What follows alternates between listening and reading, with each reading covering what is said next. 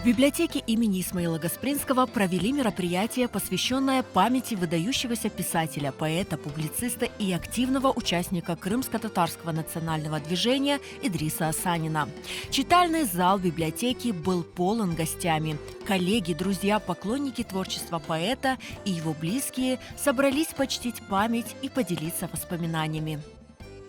Özbekistan'da olğanda, sürgünlükte olğanda değerli bir kitap çıkarıp olamadı desen olacak. Çünkü o daima nezaret altında olaydı. Ve çok yıllar devamında özünün şiirlerini, özünün eserlerini, oçerklerini, makalelerini bastırıp olamadı.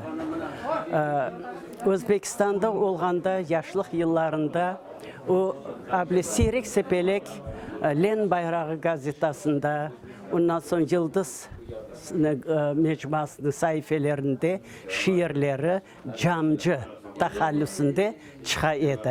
Şair olarak, yazıcı olarak, özünün böyle bir edip olarak bir vakit unutmadı özün kim olğanını.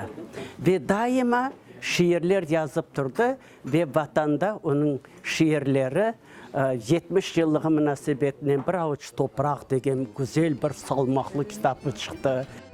Идрис Асанин родился в 1927 году в селе Фотисала Бахчисарайского района.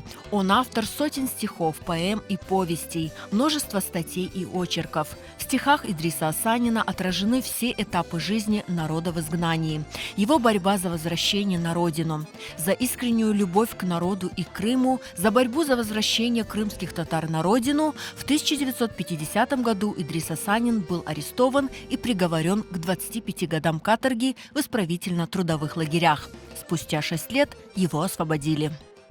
Он в числе многих наших национальных героев, героев крымско-татарского народа, был тем, кто приблизил наше возвращение на родину, приблизил возможность обосноваться на своей родине, идти к нашей национальной государственности в нашем замечательном крымско-татарском Крыму. İdris Ağa'nı men gıyabi bile edim, gazetada şiirleri basılaydı.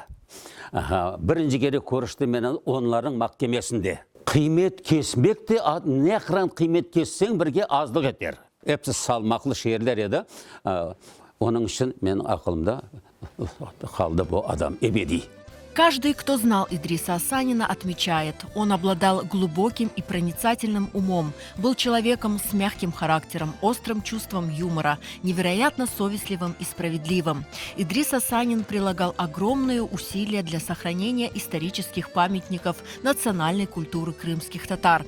С этой целью он создал общество «Азизлер», которое сам и возглавлял. Заман стол башында, были башын нетіп, бір шилер yazıp, ya şiirlerini şu arada yazıp, ya da bir mektuplar, azizler tarafından çok mektuplar yazaydık, çok karşılıklar yazmak gerek olaydı.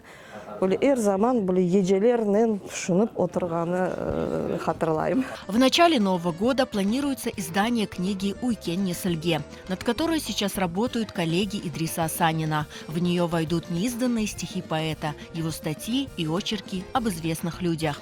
Идриса Асанина не стало в 2007 году. До последнего дня он творил и боролся за права своего народа.